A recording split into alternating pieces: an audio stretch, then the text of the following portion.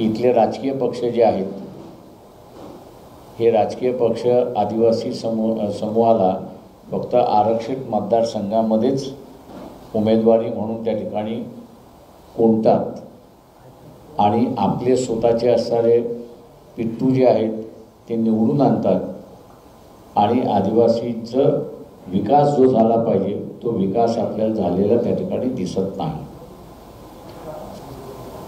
आदिवासी आरक्षित मतदारसंघ जे आहेत त्या आदिवासी आरक्षित मतदारसंघाबरोबरच काही जनरल मतदार जे आहेत त्या जनरल मतदारसंघामध्ये सुद्धा आदिवासींची उमेदवारी आपण दिली पाहिजे।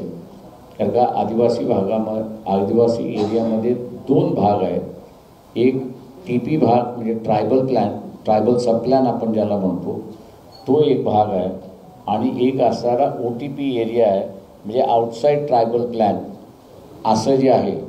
तेव्हा आउटसाईड ट्रायबल प्लॅनचा जो आदिवासी आहे त्याचं प्रतिनिधित्व कधीच या ठिकाणी होत नाही आणि त्यांचं असणारं प्रतिनिधित्व आपण केलं पाहिजे असाही निर्णय या ठिकाणी झाला।